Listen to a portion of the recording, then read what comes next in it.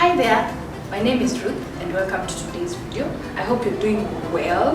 So today we are unboxing another type of ultrasonic flow meter. But before we do the unboxing, take your 2 seconds and click the button down below to subscribe. And if also you want to get notification when we post, click the bell button down below. Don't forget to give a thumbs up. This is the ultrasonic flow meter that we shall be having a quick look at. This is just a quick unboxing before we look at the features. So it comes in this nice, beautiful, shiny package, and inside it, some components. This is how it looks like when you receive the package. Quick on this particular device. It's an ultrasonic flow meter. Its main purpose is to measure the velocity of fluids in pipe systems, and it does this by a non-contact method, which means it only uses ultrasonic high-frequency sound to determine the velocity of fluids and possibly even the densities that are flowing in pipe systems. So let's then just go into looking at what comes with the package.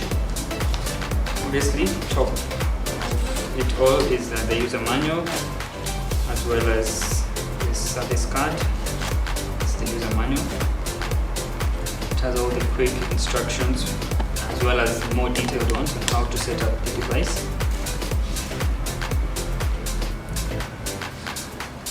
Then here's the main unit.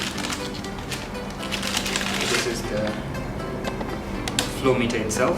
This is where the communication from the transducers or the sensing devices is connected through these ports.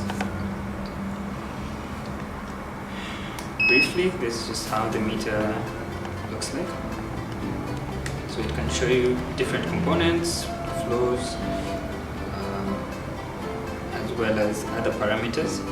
There's a keypad here to configure the various settings you might need in order to get the most out of this device. Next, of course, after the meter itself, we have transducers.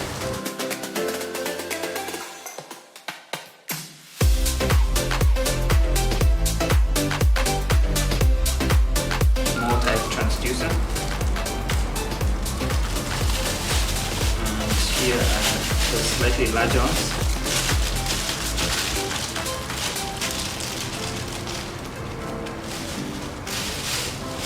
Come in all these pieces of paper. These are the two. They are well laid. They are well tagged in different colors so that you know how they shall be connecting to your meter itself. You can see they're all color coded. Transducers are the main components that you put around your pipes, and it uses a non-contact way, so there's no need for you to stop any flow whatsoever. You just have to install around the pipe system. Put this one back. The list is also, we have the cables. These are the signal cables. And they have been well colored so that you know which cable you're connecting where. They're just 2 cables, so these are either ends of the cable which connect to the transducer to the meter. Also with the bunch of cables is another cable. This is the communication cable. It's RS232. It connects to the bottom of this meter. It can be used while doing some data logging or data transmission, either downloading it to your computer or sending it to any other recording platform. Also on the component list are these fastening chains that you can use to secure your transducers around the pipe system that you have. Not only does it come with the chain, but this is the fastening mechanism. This is what locks onto the pipe. Then you have your chains go around and tie and fasten the transducers onto the pipe. This is your COUPLANT container. This is where you put in whichever lubricant you might have. So it can be grease, it can be Vaseline, just to help with the securing of these transducers onto your pipe. So you put it in here, it comes empty.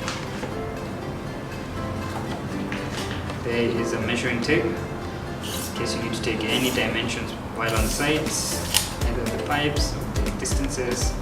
It's just another convenience. Finally, you have your power cable. It's used to charge and recharge the meter itself. The meter has rechargeable batteries in it, so you use this to charge. It comes with a detachable head